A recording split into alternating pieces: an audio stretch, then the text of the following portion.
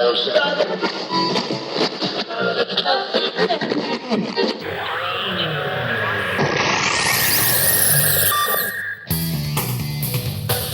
been a wonderful Monday for me. I hope it was for you as well. Tonight, I'd like to do something a little different. Instead of getting into music right away, I do have a guest speaker. Jeremy Maxand from the State Independent Living Council is here to talk with us tonight for the next half hour or so about emergency preparedness. So, without further, I guess I should introduce myself. I'm James, and I'll be your host for the next hour and a half. But anyways, I guess we'll get right into the emergency preparedness.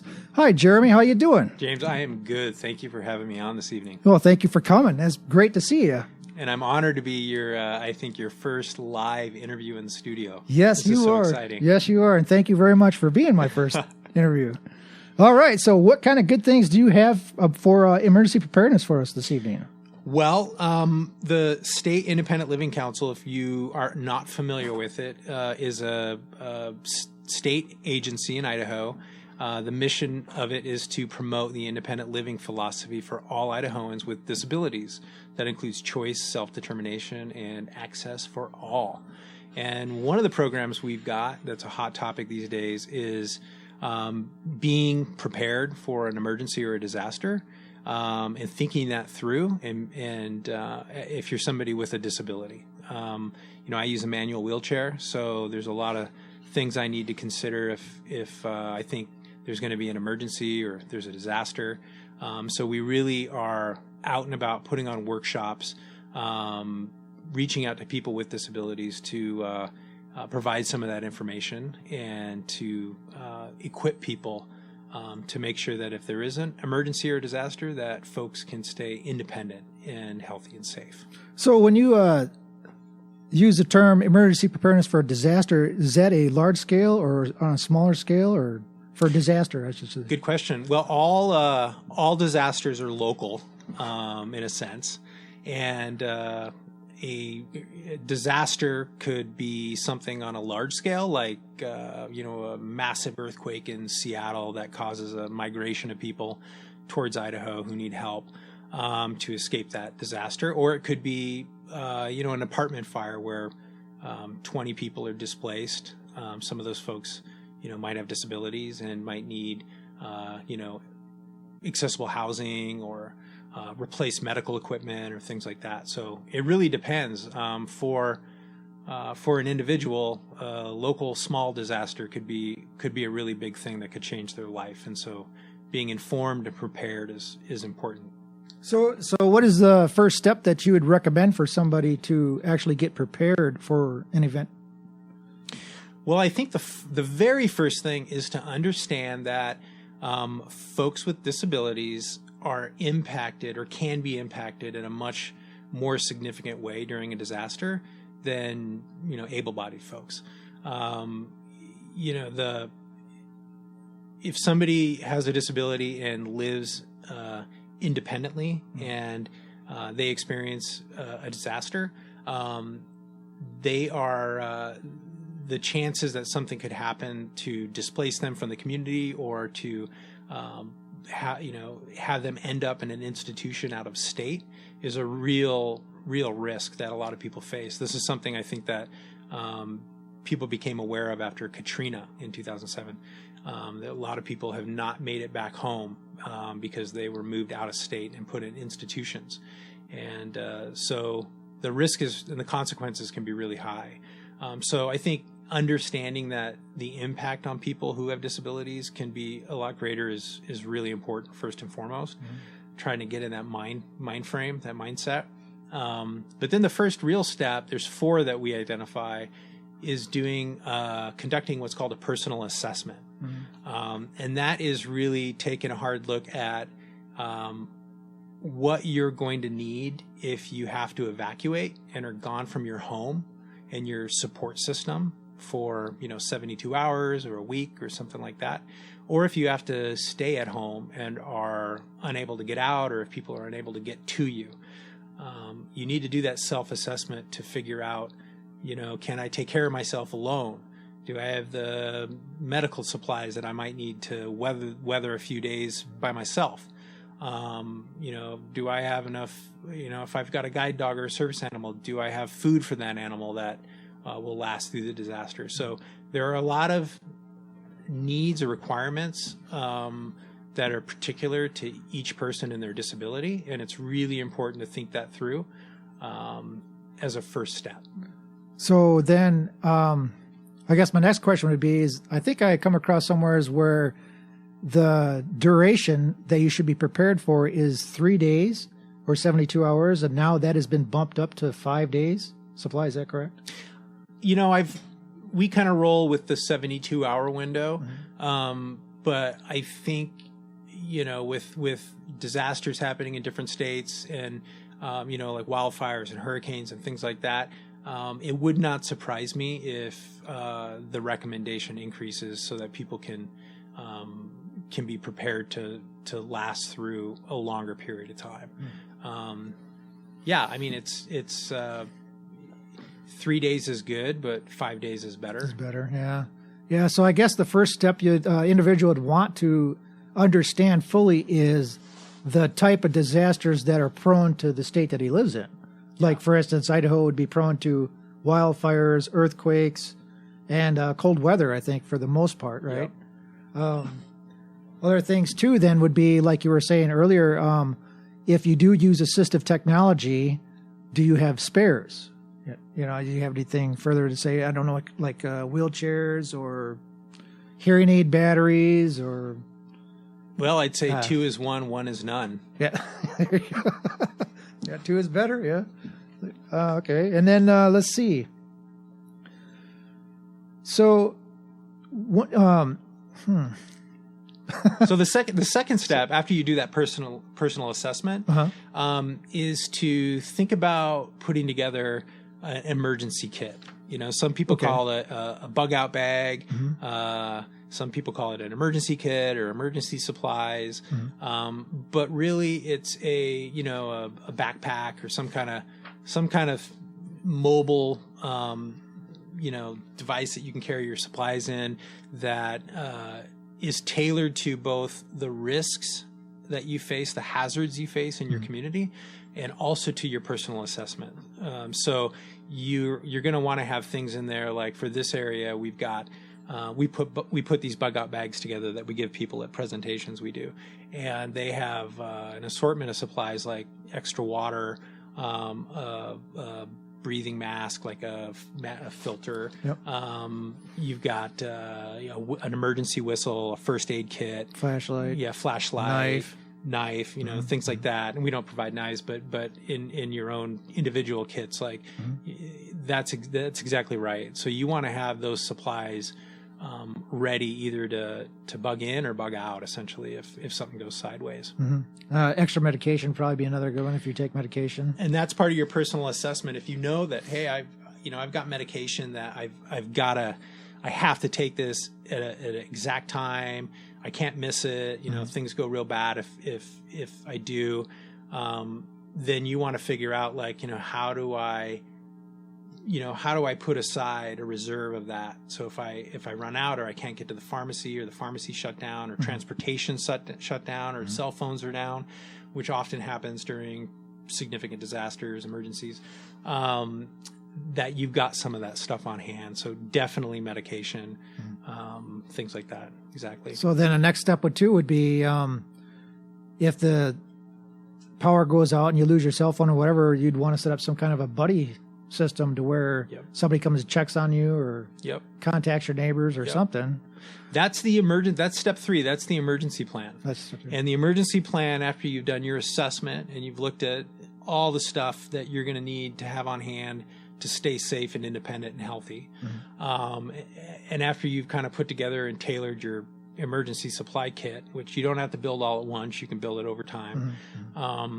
And once you've done that, then you want to think through an emergency plan. And that plan does a couple of things. One, it looks at the hazards in your community. So around here, you've got fire and flooding. You got probably winter storms, things like that. And so you got to think through, like, what might I need in an emergency that, is one of those. Then you want to put together what they call a house map. And it seems like a pretty rudimentary, simple, unnecessary thing, a map of my house, right? Why do I need to mark where my supplies are or my exits are? Well, that's because everybody reacts differently in an emergency, in a disaster. And an emergency and disaster are two different things. I use them interchangeably, I guess. But, that we really, how we think, how we focus can change. We can get tunnel vision. We can, not think clearly. So having that map and that plan of where your exits are, where your fire extinguisher's at, where you're going to meet outside if you have to evacuate your house, and then where your emergency supplies are at, is important to have, just so that if you do need to act quickly, and we're seeing in a lot of these disasters around the country, people do have to act quickly, that can help you do that. So a map, and then a communication plan. And the communication plan is a couple of different things. Like, we all wander around with these cell phones, modern miracle technology, but if the power goes out and that phone dies and you can't charge it, how are you going to get your phone numbers off there? I don't know. I remember my telephone number from home. Yeah, you don't have to remember them now. Only because it used to only be 4 digits. But I couldn't tell you, anybody that I know cell phone number. So getting that printed out so you have a hard copy is important. And people might say, well, if your cell phone's dead, why do you need a list of phone numbers? Well, because landlines are not the same as cell phones, and landlines might still be working. So that's important to know. So having a communication plan that also lists, like you said, your medication, allergies, maybe other important numbers like utilities and non-emergency numbers at the fire department or police department, whatever you think you might need. Other contacts that your first responders can get a hold of if they need to. Exactly. Another thing that could go along with that contact with your buddies is, or your, not your buddy system, but your house plan is maybe getting a plan for your neighborhood. That way you can know your ins and outs, how many exits you have available to you. Yep, that's taking it to the next level, and knowing how, if I have to evacuate, what are my evacuation routes? Right. And you brought up a good point, like the buddy system is really important. A lot of folks either don't have a car or can't drive, and during a disaster, we know that a lot of the systems in society that we depend on and take for granted, like the phones, transit, things like that, might not be working. So what's your plan if you need to get out of your neighborhood? Do you have a neighbor that has a vehicle that you can get into? Do you have a neighbor that has been trained to operate your medical equipment? If you've got a power chair or some kind of other adaptive equipment, are they comfortable doing that in a hurry? So establishing those relationships up front is going to be key if you need to get out. Right. Especially if someone has like a cognitive disability and they cannot get a hold of their care provider. Right. Do you have a neighbor that's prepared to help you through a situation? Yeah, that's right. Because, when a disaster hits, it hits for everybody, not just someone who's disabled, right? So you've got caregivers who are, they've got families and they've got to get themselves out. And that's exactly right. So especially during, winter weather storms, you may end up that caregivers aren't evacuating, but maybe they can't get to you. And if that's somebody who, gets you up in the morning, gets you out of bed, gets you going and independent, what is the plan? Because, being stuck in bed for all day long could create all kinds of other problems, medical problems. Especially if you're going to be there for 4 days. Yeah. It's not a good thing. Yeah, not a good thing. So, And the last thing that, we talk about after the plan is really, how do you stay informed? How do you know that you need to be prepared, or at least, elevate your situational awareness and your mindset? And that's, that's done through a couple of different ways. Obviously, you're hoping that the news is communicating this information, and that,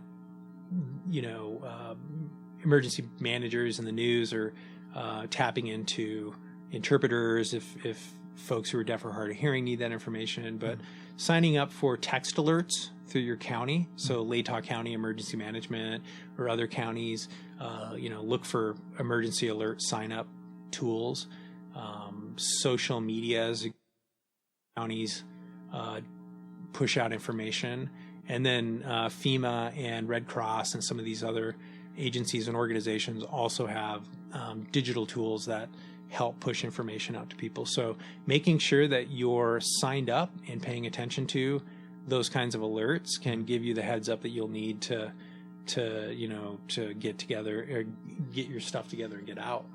I think Idaho has a alert system too. Isn't it called ISAWS? What is it? Idaho State Alert Warning System? I believe there is. Yeah. I forget the acronym for it. ISAWS. Yep. And I saw that. Yeah. So I didn't see that, but I saw that. And there's also, you can find other apps that can be pretty handy. Obviously assuming you've got power for your phone, but there's first aid apps. There's all kinds of things that are out there, tools that are out there that provide information about being prepared and staying safe during an emergency. Yeah. I guess one thing I'd recommend is make sure you have a book. Because if electronics go down, at least you'll have a hard copy of something. Yeah. That's what I'd recommend. I'm a firm believer of books, man. So you have any, speaking of books, are there any kind of books out there that somebody could read on what kind of things to be prepared on?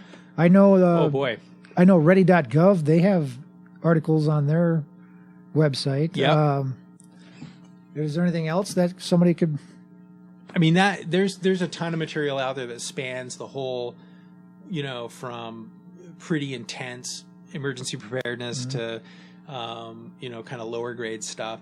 I would say as a starting point, folks could go to silc.idaho.gov, which is the SILC website, and there's a link on there that we've put a bunch of material on emergency preparedness together for people with disabilities. That's a good starting place. I'm actually going to do a little research and find out if there are disability-specific books out there. Most of what I've seen has been on the internet, articles and research and efforts like that. That's a good question. Yeah. Because I know depending on the kind of disability you have, if you're blind or hard of hearing or have some other cognitive disorder or physical impairment, the disability varies, so you have to be prepared for whatever you have. Yeah. Yep. So. And it's also important to, there's the individual preparedness side, and then engaging with your local emergency managers, and there's lots of opportunities to connect with them either through what's called the Local Emergency Planning Committee, LEPC. Each county has an LEPC, and that really is the vehicle through which community members can participate in the emergency planning process. And it's really important that folks with disabilities, if you can, engage in that process, because what that does is it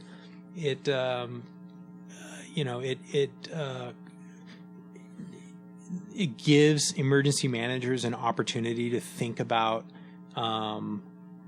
their capabilities through the lens of disability and whether those capabilities are going to meet the needs of people who have disabilities during an emergency.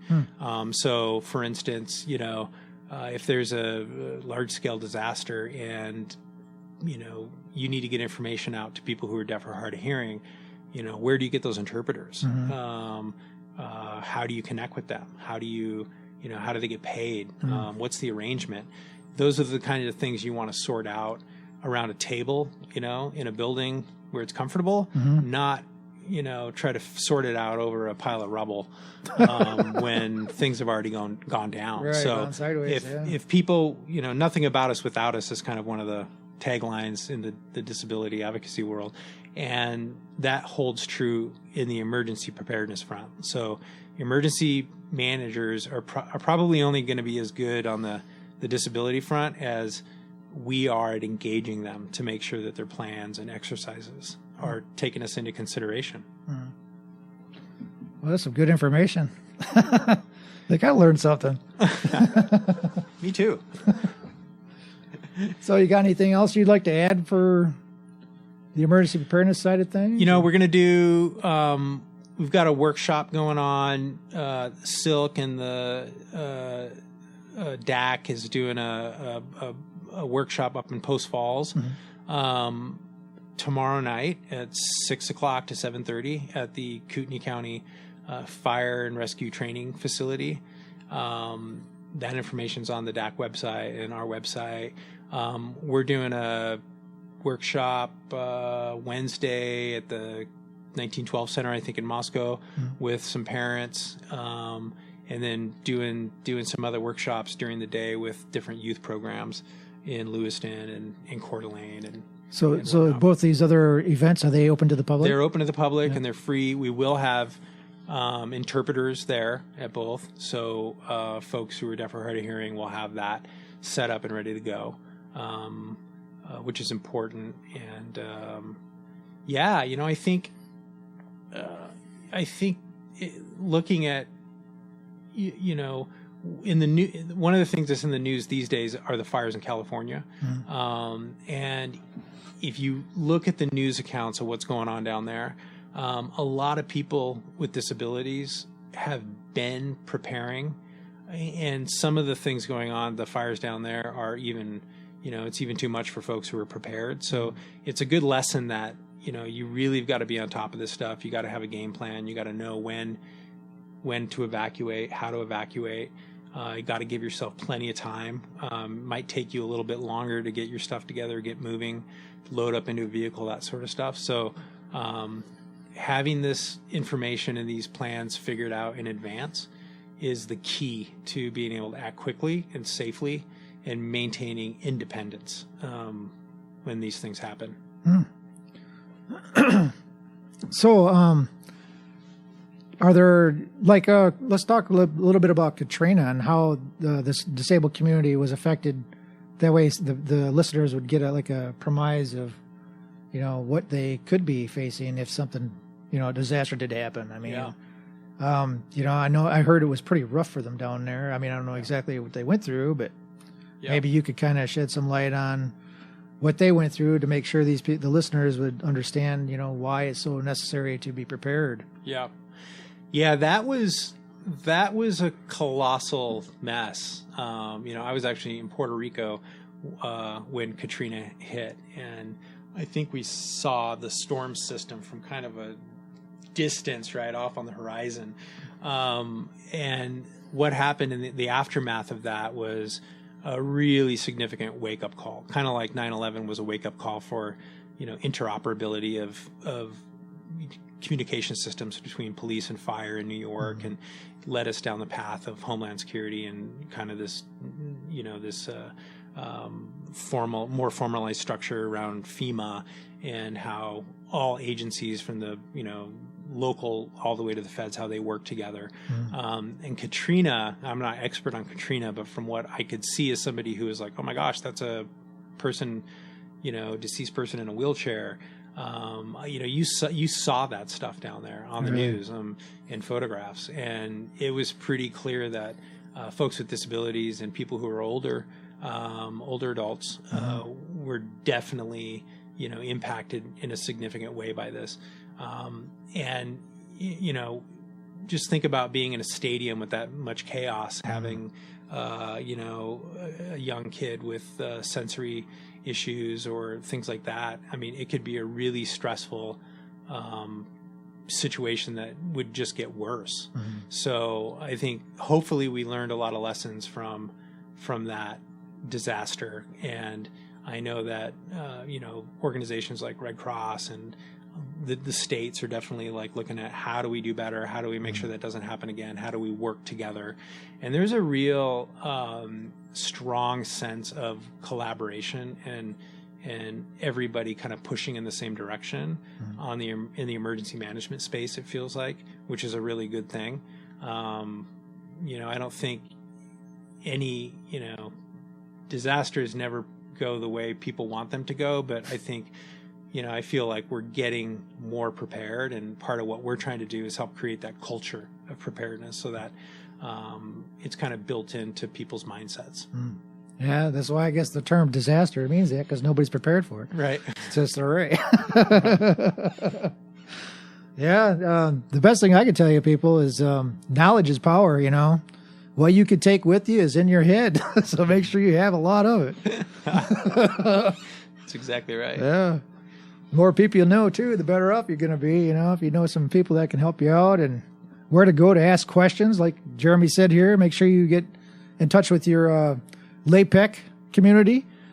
And you, DAC, you work in emergency management Yeah. with emergency preparedness with DAC. And DAC has got folks up in Post Falls that does the same thing. And so we're all trying to work together to, you know, get this information out. And, you know, we're kind of lucky in Idaho because we don't have what they call like the battle rhythm or the battle tempo in places like Florida or California, where it's just there, you know, the season of disaster seems to be getting, you know, longer and longer and longer. And these agencies and first responders and planners, like they're doing this all the time. And in Idaho, you know, we don't do that all the time. We have fires and we have floods. So it can be hard to get people to pay attention to being prepared, because it's like, why would I need to be prepared? Like, nothing's ever going to happen. Right. But that's exactly when something happens. No one who's been the victim of a disaster has ever said, or a survivor of a disaster has ever said, you know, like, yeah, I knew this was coming. And I mean, no one thinks it's going to happen to him until it happens to him. It already happened, yeah. And then it's too late. Then you're left holding the bag. Yeah. And there's a lot of coordination going on with, you know, you mentioned earthquakes, and, you know, a big thing coming up for the state of Idaho is the kind of regional planning around the earthquake potential in the Seattle and coastal area. And so, you know, the FEMA and the state and a lot of different agencies are kind of starting to put their heads together and try and figure out how do we exercise around this? How do we test capability? How do we prepare and plan and practice? And so you'll see more information about that coming up pretty soon, because it'll be I think it's a national training exercise for FEMA, is my understanding, and it's going to be a pretty big deal with a lot of resources. So folks up here will be impacted by that exercise and that training, and you know, they anticipate if something really bad happens in the Seattle area or any of those coastal populated areas, that, you know, we might see people coming this direction for help. And, you know, how do we be prepared for that? We may not be being prepared to help ourselves. We may be being prepared to help our neighbors. Right. Which is something we do well in Idaho, is help our neighbors. We kind of already have in a lot of places that preparedness mentality, right? We don't talk about it, but, you know, we have a lot of volunteer fire departments and people who just get out there and do search and rescue and just do it. And that's, we're lucky to have that mentality in Idaho. So kindness, people, kindness. You want kindness because what comes around goes around. Yep. All right. So let's see. We have a couple minutes left here, and then we have to do some on-air things here. So is there anything else that you'd like to touch on for the next 2 minutes, or?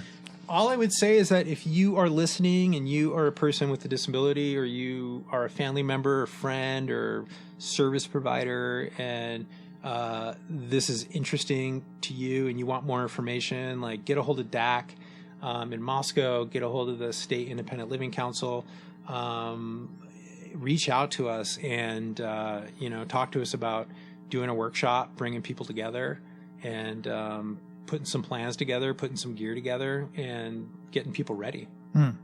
Oh, yeah, talking about gear, you guys are going to put gear together up there in Post Falls, aren't you? Do a little miniature. We got bug out bags. We got emergency kits. So if you're, you know, if you got a disability or you're, you know, helping someone with a disability, we're gonna hand those out, which is kind of a starter kit to kind of get people, you know, thinking about what they might need. And are you going to kind of go through it, or no? Oh, yeah. Yep. Good.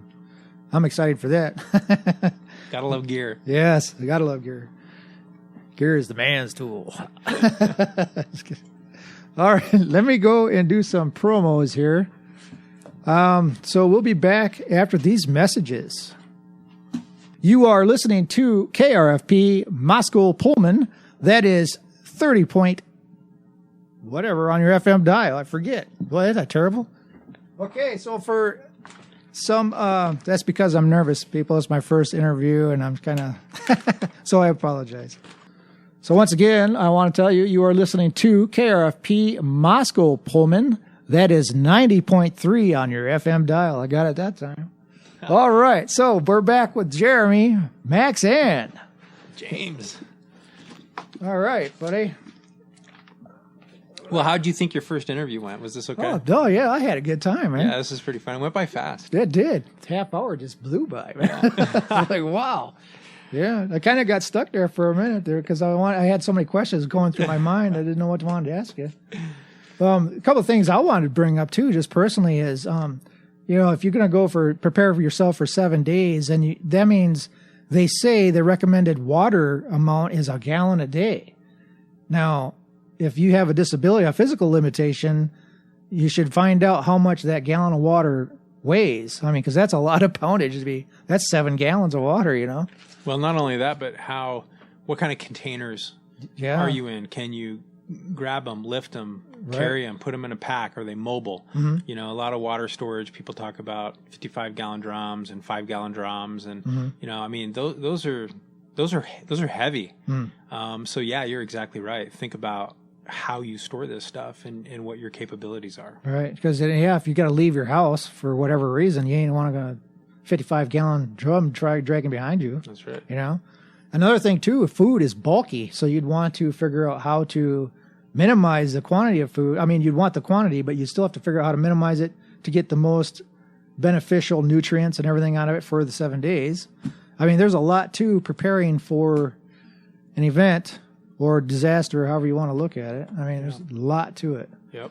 So what I'd recommend is digging into it and really getting to know who you are and where you live and, what you think you might need for your personal survival. That's right. Yeah. Is there anything else you'd like to add? I just thank you for letting me come on the air and talk about emergency preparedness. Oh, yeah. This is really fun. Thanks for coming. I really enjoyed having you here, and I had a blast. We'll have to do it again. Absolutely. Yeah.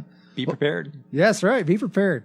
That was Jeremy Maxand from State Independent Living Council.